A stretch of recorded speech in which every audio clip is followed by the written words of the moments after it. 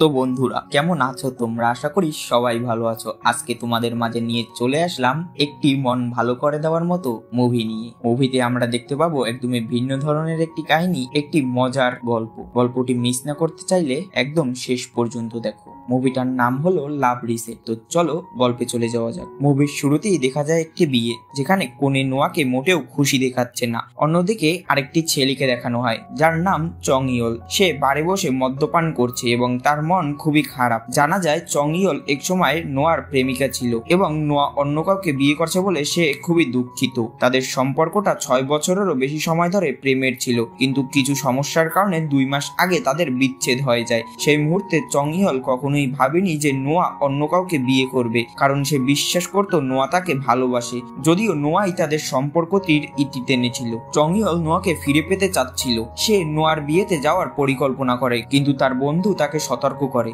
যে তার হয়তো দেরি হয়ে গেছে, কারণ এখন অনুষ্ঠান শেষ হয়ে যাওয়ার সম্ভাবনা রয়েছে। তবে চং ইয়ল কেই এর কথায় কান না দিয়ে বার থেকে বেরিয়ে যায়। সে দরজা খুলতেই অবাক হয়ে দেখে নোয়া তার বিয়ের পোশাক পরে বাইরে দাঁড়িয়ে আছে। জানা যায় নোয়া নিজের বিয়ে থেকে পালিয়ে এসেছে, কারণ সে তার হৃদয় দিয়ে শুধুমাত্র চং ইয়লকেই ভালোবাসে। সে তাকে বলে যে সে তার সাথে আবার প্রেমের সম্পর্কে জড়াতে চায়। নোয়া চং ইয়লকে তার মা এর সাথে দেখা করতেও বলে, যাতে সে তার মায়ের কাছে ভালো ছাপ ফেলতে পারে, কারণ তাদের মা তাদের সম্পর্কটিকে সমর্থন করে। পরের দিন চং ইয়ল সাহস সঞ্চয় করে তার মায়ের সাথে দেখা করতে যায় এবং নিজেকে বেমানান মনে করছিল, কারণ তার মা তাকে একটি খুবই দামি রেস্টুরেন্টে আমন্ত্রণ জানিয়েছিল। সেই সময় চং ইয়লের আত্মবিশ্বাস কম ছিল, কারণ তার কাছে বেশি টাকা ছিল না, আর নোয়া একটি ধনী পরিবার থেকে এসেছিল। এর পাশাপাশি চং ইয়ল সেই সময় কোনো কাজ করছিল না, কারণ সে একজন আইনজীবী হতে চাচ্ছিল, আর সেই জন্য সে পড়াশোনায় ব্যস্ত ছিল। সে তার মায়ের সাথে দেখা করে, যেখানে আমরা তার মায়ের নাম জানতে পারি, যার নাম ছিল বো গ্লাস তুলছে যাচ্ছিল এবং চং ইয়ল দুশ্চিন্তা করে যে হয়তো তিনি তার দিকে জল ছুঁড়ে মারবেন, কিন্তু বাস্তবে তিনি এমন কিছুই করেননি। এর বদলে বো চং ইয়লকে টাকা ভরা একটি খাম দেন। প্রথমে চং ইয়ল ভাবে যে নোয়ার সঙ্গে সম্পর্ক ভাঙার জন্য তাকে এই টাকা দেওয়া হয়েছে, কিন্তু তাকে অবাক করে দিয়ে বো এই কথা বলে যে এই টাকাটি সে তাকে একটি ভালো অ্যাপার্টমেন্ট কিনতে দিয়েছে। তিনি চান তার মেয়ে যেন চং ইয়লকে বিয়ে করার পর আরামে থাকতে পারে। তবে বোবেই স্পষ্টভাবে জানিয়ে দেন যে যদিও তিনি নোয়াকে বিয়ে করার জন্য তাকে আশীর্বাদ দিচ্ছেন, তবুও তিনি চং ইয়লকে তার মেয়ের জামাই হিসেবে বিবেচনা করবেন না। বো এর অনুমোদন পাওয়ার পর চং ইয়ল নোয়ার বাবা জাং উন এর সাথে দেখা করতে যান, যিনি শুরু থেকেই তাদের সম্পর্কের বিরোধী ছিলেন, কারণ তিনি মনে করতেন না যে চং ইয়ল তার মেয়েকে সত্যিই ভালোবাসে। অন্যদিকে নোয়া তার বাবার উপর রেগে বলে যে সে তার থেকেও বেশি চং ইয়লকে ভালোবাসে। এই কথা শুনে জাং শান্ত হয়ে যায় এবং ভেতরে গিয়ে রাইফেল বের করে। তিনি কোনো দ্বিধা না করে সেটি চং ইয়লের দিকে তাক করেন, যা দেখে নোয়া তার বাবাকে থামানোর চেষ্টা করে। সে চং ইয়লকে গুলি এড়াতে চলে যেতে বলে, কিন্তু নোয়াকে সত্যিকারে ভালোবাসার কারণে চং ইয়ল থেকে যাওয়ার সিদ্ধান্ত নেয়। এটা দেখে অবশেষে জাং উন চং ইয়লকে তার মেয়ের সাথে বিয়ে দেওয়ার জন্য রাজি হয়ে যান। পরে চং ইয়ল আর নোয়ার ঘনিষ্ঠ পরিবার এবং বন্ধুদের নিয়ে একটি সাধারণ বিয়ে হয়, কিন্তু তারা স্বামী স্ত্রী হিসেবে একসঙ্গে বসবাস শুরু করার পর বুঝতে পারে যে তাদের অভ্যাস এবং ব্যক্তিত্ব একেবারেই আলাদা। নোয়া একটি ধনী পরিবার থেকে আসায় সে গৃহস্থলীর কোনো কাজই পারত না, যা চং ইয়লকে খুবই হতাশ করত, কারণ বাড়ির সব কাজ তাকেই করতে হতো। তাদের বিয়ের দ্বিতীয় বছরে তারা ডিভোর্স নেওয়ার সিদ্ধান্ত নেয়। ডিভোর্সের শুনানির সময় নোয়া বিচারককে বোঝায় যে তাদের সমস্যা শুরু হয়েছিল যখন তারা বিয়ের প্রস্তুতি নিচ্ছিল তখন থেকে। চং ইয়ল নোয়ার মায়ের দেওয়া টাকা দিয়ে নতুন অ্যাপার্টমেন্ট কিনতে অস্বীকার করে, কারণ সে তার পরিবারের সামনে লজ্জিত হতে চায়নি। এছাড়া নোয়ার পছন্দের সুইজারল্যান্ড হানিমুনের সময়ও তাদের মধ্যে বড় ঝগড়া হয়েছিল। যদিও এটি নোয়ার পরিকল্পনা ছিল, তবুও সে বাইরে না গিয়ে হোটেলে থাকতে পছন্দ করে, আর চং ইয়ল দর্শনীয় স্থান দেখতে যেতে চেয়েছিল। আদালতের শুনানির সময় চং ইয়ল বলে যে তারা যখন প্রথম বিয়ে করে তখন নোয়া তাকে বেকার বলে ডাকতো। সেই সময় সে তার এক জুনিয়রের বিয়ের উপহার কেনার জন্য নোয়ার কাছে অল্প কিছু টাকা ধার চেয়েছিল, কিন্তু নোয়া অস্বীকার করে দিতে। এতে চং ইয়ল বিরক্ত হয়, তাই সে নোয়াকে বিরক্ত করার জন্য নিজেকে বেকার বলে ডাকতে থাকে। আদালতে নোয়া বিচারককে আরো বলে যে চং ইয়ল এবং তার বাবা মা প্রায়শই তাকে মানসিকভাবে ভয় দেখাতো, কারণ সে ধনী পরিবার থেকে এসেছে এবং গৃহস্থলীর কাজে অভ্যস্ত ছিল না। এছাড়া চং ইয়লের মা সুজং রিফ্রিজারেটর শেল্টার পরিষ্কার না করা এবং খাবার নষ্ট করার জন্য তাকে অনেক বকাঝকা করত। অন্যদিকে চাং ইয়ল নোয়ার মাতাল না হওয়া পর্যন্ত মদ্যপান করা এবং নিয়মিত স্নান না করার অভ্যাসের কথাও তুলে ধরে। সে একদিনের কথা উল্লেখ করে যখন নোয়া মাতাল অবস্থায় স্নান না করে তার কাছে এসেছিল এবং তাকে ওগুলো করার জন্য প্রলুব্ধ করেছিল। তখন সে তার পরীক্ষার প্রস্তুতির জন্য পড়ছিল। এটা দেখে নোয়া তাকে জোর করে চুমু খেয়েছিল এবং চং ইয়ল ভুলবশত তাকে ধাক্কা দেয় এবং সে পড়ে যায়। এই কথা শুনে নোয়া বিরক্ত হয়ে ওঠে এবং বিচারককে বলে যে চং ইয়ল তার এক সহকর্মীর সাথে অবৈধ সম্পর্কে জড়িয়েছিল, কিন্তু চং ইয়ল তা অস্বীকার করে এবং বলে যে আসলে নোয়াই অন্য আরেকজনের সাথে সম্পর্কে জড়িয়েছিল। সে আরো বলে যে নোয়ার জন্যই সে পরীক্ষায় ফেল করেছে। সে একজন আইনজীবী হতে চায় এবং তার জন্য সে কঠোর পরিশ্রম করছিল। সে সময় মতো পরীক্ষার জন্য ওঠার জন্য তার ফোনে অ্যালার্ম সেট করেছিল। তবে যখন সে ঘুম থেকে ওঠে তার বাড়ি ধোঁয়ায় ভরে ছিল, কারণ আগের রাতে অতিরিক্ত মদ্যপান করে সোফায় ঘুমিয়ে পড়ার সময় নোয়া পাত্রটি জ্বলন্ত অবস্থায় ফেলে রেখেছিল। অন্যদিকে নোয়া নিজেকে প্রতিরক্ষা করার চেষ্টা করে, বলে যে সে চং ইয়লকে সমর্থন করেছিল কারণ সে বেকার ছিল। যেহেতু তারা উভয় দৃঢ়ভাবে বিশ্বাস করত যে তারাই সঠিক, তাই তারা আদালতে অনেক তর্ক করে যতক্ষণ না বিচারক তাদেরকে থামায়। তাদের এত কথা শোনার পর বিচারক এই সিদ্ধান্তে আয় যে আগামী 30 দিন তাদের একসাথে থাকতে হবে এবং 30 দিন একসাথে থাকার পরে আদালত সিদ্ধান্ত নেবে এবং তাদের আনুষ্ঠানিকভাবে ডিভোর্স করিয়ে দেবে। আদালত থেকে বেরিয়ে আসার সময় চাং ইয়লকে উচ্ছ্বাসিত দেখাচ্ছিল কারণ অবশেষে সে নোয়ার থেকে মুক্তি পাবে। সে এমনকি তার ফোনে পরের মাসে আসন্ন ডিভোর্সের কথা মনে করিয়ে দেওয়ার জন্য অ্যালার্ম সেট করে রাখে। বাড়ি ফেরার পথে নোয়া চাং ইয়লকে জিজ্ঞাসা করে যে কেন সে তাদের দাম্পত্য জীবনে এত কিছু ধরে রেখেছিল। আদালতে চাং ইয়ল উল্লেখ করেছিল যে যেদিন সে পরীক্ষা দিতে যেতে পারেনি সেদিনই সে ঠিক করেছিল যে সে তাকে ডিভোর্স দেবে। এতে গাড়িতে তাদের মধ্যে আরো একটি ঝগড়া শুরু হয়, কিন্তু হঠাৎ একটি ট্রাকের ধাক্কায় তাদের গাড়িটি দুর্ঘটনার শিকার হয়, যার পরে চাং ইয়ল এবং নোয়া দুজনেই স্মৃতিশক্তি হারিয়ে ফেলে। পরে একজন নার্স তাদের জানায় যে তারা স্বামী স্ত্রী। চাং ইয়ল লজ্জিত হয় কারণ তার মনে পড়ছিল না যে সে নোয়ার মতো একজন সুন্দরী মহিলাকে বিয়ে করেছে। অন্যদিকে নোয়া বিরক্ত হয় এবং মনে না থাকা সত্ত্বেও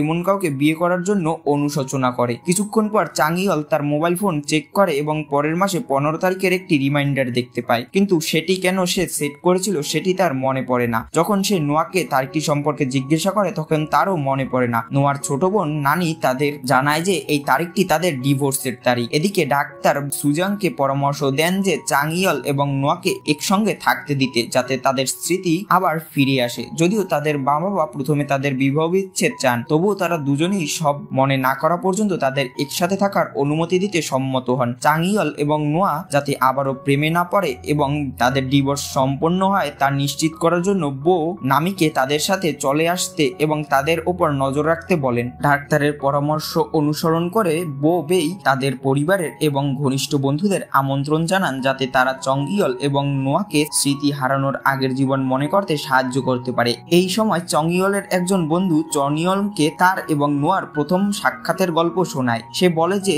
নোয়ার সাথে সেই তাকে প্রথমবার সাক্ষাৎ করিয়েছিল। সে বলে যে নাইট ক্লাবে থাকা নোয়ার সাথে চং ইয়লকে ব্লাইন্ড ডেটে পরিচয় করিয়ে দেয়। নোয়া চং ইয়লের পরিষ্কার পরিচ্ছন্নতার জন্য কিছুটা মুগ্ধ হয়েছিল, কারণ সে যে গ্লাসটি ব্যবহার করবে সেটি মুছে নিয়েছিল এবং টেবিলটি গুছিয়েছিল, কিন্তু তার অস্বস্তিকর হাসি তাকে বিরক্ত করে এবং সে অন্য একজন পুরুষের সাথে মদ্যপান করার জন্য চলে যায়। পরে চাং ইয়ল নোয়াকে দম বন্ধ হতে দেখে এবং তাকে সাহায্য করার জন্য ছুটে যায় এবং তাকে হাসপাতালে নিয়ে যায়। তবে নোয়া তাকে জীবন বাঁচানোর জন্য ধন্যবাদ না দিয়ে তার চিকিৎসা করা ডাক্তারের প্রেমে পড়ে যায়। এর কিছুদিন পর নোয়া ডাক্তারটির সাথে ডেটিং শুরু করে। কয়েক মাস পর চাং ইয়ল এবং তার বন্ধুরা একটি বেসবল খেলা দেখতে গিয়ে দেখে যে নোয়া স্ট্যান্ডে নাচছে। এখানে জানা যায় নোয়া হতাশ ছিল এবং অতিরিক্ত মদ্যপান ও নাচের মাধ্যমে রাগ ঝরাচ্ছিল, কারণ সে জানতে পেরেছিল তার প্রেমিক অন্য একজন মহিলার সাথে প্রেম করছে এবং তার সাথে বিশ্বাসঘাতকতা করছে। খেলার পর এক বৃষ্টি ভেজা রাতে নোয়া বাসে ছিল যখন কেউ তাকে ধাক্কা দেওয়ার পর সে পড়ে যায়। ঠিক তখনই চাং ইয়ল সেখানে আসে এবং তাকে ছাতা দিয়ে আশ্রয় দেয়। চং ইয়লকে দেখে নোয়ার মনে পড়ে যে সে তাকে কিছুদিন আগে নাইট ক্লাবে দেখেছিল। এর কিছুক্ষণ পর চাং ইয়ল নোয়াকে একসঙ্গে বেসবল খেলার জন্য আমন্ত্রণ জানাতে চেষ্টা করে, কিন্তু সে সরাসরি তার ফোন নাম্বার চায়। বর্তমানে নোয়া অবাক হয় যখন তার বন্ধুরা তাকে মনে করিয়ে দেয় যে সেই প্রথম চং ইয়লের নাম্বার চেয়েছিল এবং তার প্রতি তার এখনো তীব্র অনুভূতি রয়েছে। পরের দিন চাং ইয়ল এবং নোয়া তাদের অতীত মনে করার জন্য একটি হিপনোটাইজ সেকশনে অংশ নেয়, কিন্তু চং ইয়লের কেবল দুর্ঘটনা এবং তার পরীক্ষা দিতে না পারার কথাই মনে পড়ে এবং নোয়ার মনে পড়ে যে পরীক্ষার দিন সে চং ইয়লের জন্য ঝাউ রান্না করেছিল যাতে সে যাওয়ার আগে কিছু খেয়ে যেতে পারে, তবে অতিরিক্ত মাতাল হওয়ায় ঘুমিয়ে পড়েছিল এবং ভুলবশত পাত্রটিতে আগুন লেগে গিয়েছিল। হিপনোটাইজ সেকশনের পর চাং ইয়ল নোয়ার কাছে ক্ষমা চায় কারণ সে জানতো না কেন পাত্রটিতে আগুন ধরেছিল। বো ভাবেন যে নোয়া এবং চাং ইয়ল হয়তো শান্তভাবে বিবাহ বিচ্ছেদ করবে কারণ তাদের মধ্যে ভালো বনিবনা হচ্ছে না বলে মনে হচ্ছে, কিন্তু সুজাং উত্তর দেয় যে তারা যদি এখনো একে অপরকে ভালোবাসে তবে তাদের ডিভোর্স করা উচিত নয়। পরবর্তী দিনগুলোতে চাং ইয়ল এবং নোয়া একসাথে থাকতে আরো স্বাচ্ছন্দ্য বোধ করতে শুরু করে। এমন একটি মুহূর্ত আসে যখন তারা দুজনেই একই সময় বাথরুমে প্রবেশ করে এবং তাতে অস্বস্তিকর মনে হয় না। যখন নোয়া স্ট্রবেরি খাচ্ছিল তখন চাং ইয়লের হঠাৎ মনে পড়ে তারা স্ট্রবেরি খাওয়ার সময় ঘনিষ্ঠ হয়েছিল। এই কথা শুনে ডাক্তাররা পরামর্শ দেন যে তাদের স্মৃতি জাগিয়ে তুলতে সাহায্য করার জন্য তাদের শারীরিক স্পর্শের চেষ্টা করা উচিত, বিশেষত যেহেতু তারা বিবাহিত। নোয়াকে শারীরিক স্পর্শে কোনো অস্বস্তিকর দেখে চং ইয়ল নামিকে এড়িয়ে যাওয়ার জন্য তাকে একটি গোপন ডেটে আমন্ত্রণ জানায়। এর কিছুক্ষণ পর চাং ইয়ল নোয়াকে একটি বেসবল স্টেডিয়ামে নিয়ে যায় এই আশায় যে এটি তাদের কিছু মনে করতে সাহায্য করতে পারে, কিন্তু তাতে কোনো ফল হয় না। তারা রাস্তায় নাস্তা খেয়ে এবং একটি জমকালো রেস্তোরাঁয় রাতের খাবার খেয়ে তাদের ডেট চালিয়ে যায়। এক বৃষ্টি ভেজা রাতে তীব্র বাতাসের কারণে নোয়ার ছাতা উড়ে যায় এবং চাং ইয়ল দ্রুত তাকে আশ্রয় দেয়, যা নোয়ার সেই সুন্দর মুহূর্তটি মনে করিয়ে দেয় যখন সে কয়েক বছর আগে একই কাজ করেছিল। এরপর নোয়া চাং ইয়লকে চুমু খায়, কিন্তু হঠাৎ করেই তাকে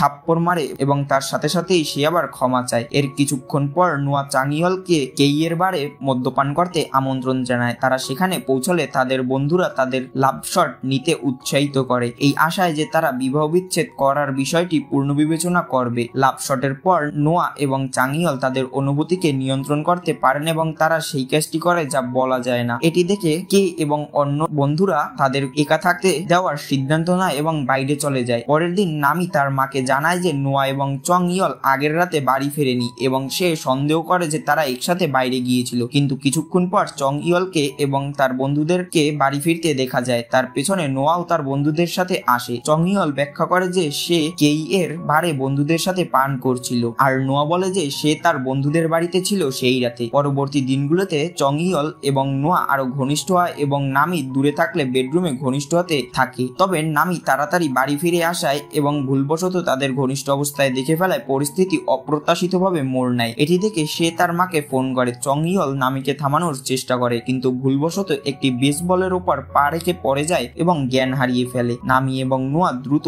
চাং ইয়লকে হাসপাতালে নিয়ে যায়, কিন্তু এর কিছুক্ষণ পর বো নোয়াকে বলে যে সে যেন চাং ইয়লকে ছেড়ে দেয় কারণ ডিভোর্স চূড়ান্ত হওয়ার পর তিনি তাকে বিদেশে পাঠাতে চান। বাড়ি ফেরার পথে নোয়া তার মাকে তাদের সম্পর্ক ঠিক করার জন্য একটি সুযোগ দেওয়ার জন্য রাজি করানোর চেষ্টা করে, কিন্তু বো দৃঢ়ভাবে অস্বীকার করেন কারণ তিনি চান না তার মেয়ে আবার সেই একই ভুল করুক। সেখানে বো তার মেয়েকে বলে যে সে এবং তার বাবা কেউ এই বিয়ের জন্য রাজি ছিল না, কিন্তু সে অনেক কঠিন সংগ্রাম করে তাদের বিয়ের জন্য রাজি করিয়েছিল এবং পরবর্তীতে সে খুব কষ্ট পেয়েছিল এই বিয়ের জন্য। সেই সন্ধ্যায় চং ইয়ল তার অ্যাপার্টমেন্টে ফেরার সময় নোয়ার জন্য অপেক্ষা করতে থাকে। জানা যায় চং ইয়লের স্মৃতি পুরোপুরি ফিরে এসেছে, যা নোয়া তাকে জ্ঞান হারানোর পর ঘুম থেকে ওঠার পর তার রাগান্বিত চেহারা দেখে বুঝতে পারে। সে তার সুস্থতার জন্য খুশি এবং কৃতজ্ঞতা প্রকাশ করে, কিন্তু তারপর তাকে ছেড়ে চলে যায়। নির্ধারিত তারিখে চং ইয়ল এবং নোয়া আবার আদালতে ফেরে এবং বিচারকের দ্বারা তাদের বিবাহ বিচ্ছেদ আনুষ্ঠানিকভাবে অনুমোদিত হয়, অর্থাৎ তাদের ডিভোর্স হয়ে যায়। বিবাহ বিচ্ছেদের পর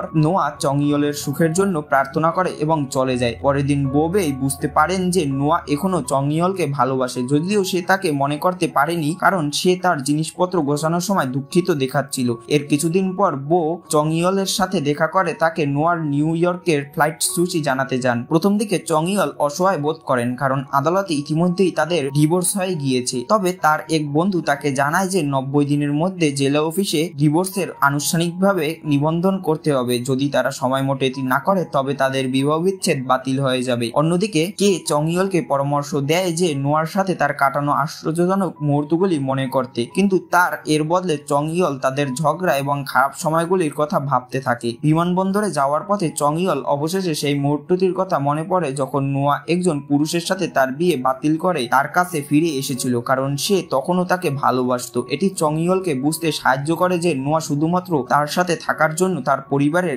ইচ্ছার বিরুদ্ধেও কতটা ত্যাগ স্বীকার করতে প্রস্তুত হয়েছিল, এবং সাথে সাথে সে তার ভুলগুলো বুঝতে পারে। সৌভাগ্যবশত চং ইয়ল সময় মতো বিমানবন্দরে পৌঁছায় এবং নোয়ার কাছে তার অনুভূতিটি প্রকাশ করার জন্য ছুটে যায়। তবে নোয়ার কানে ইয়ারফোন থাকায় সে তার আন্তরিক কথাগুলো শুনতে পায় না। নোয়া কেবল উল্লেখ করে যে সে চং ইয়লকে হাসতে দেখে খুশি এবং তারপর চলে যায়। মন খারাপ করে চং ইয়ল তার বন্ধুদের সাথে বাড়ির দিকে রওনা হয়। তার বন্ধুরা তাকে সান্ত্বনা দেওয়ার চেষ্টা করছিল। যখন সে বিমানবন্দর ছাড়তে যাচ্ছিল, অপ্রত্যাশিতভাবে নোয়া তাকে ফোন করে এবং তার সাথে থাকার সিদ্ধান্ত নেয়। সে তাকে বলে যে সে তার সাথে থাকতে চায়, কারণ তাদের আগে যে খারাপ সময়গুলি হয়েছিল তা কিছুই তার মনে নেই। সবশেষে নোয়া চং ইয়লকে তার পাশে থাকতে বলে যতক্ষণ না তার স্মৃতি পুরোপুরি ফিরে আসে, আর চাং ইয়ল আনন্দের সাথে তার কথায় রাজি হয়ে যায়। আর এখানেই এই মুভিটির সুন্দর এন্ডিং ঘটে। মুভিটা মোটামুটি আমার ভালোই লেগেছে। তোমাদেরও যদি ভালো লাগে তাহলে চ্যানেলটা সাবস্ক্রাইব করে একটি লাইক দিয়ে দিতে পারো। ধন্যবাদ।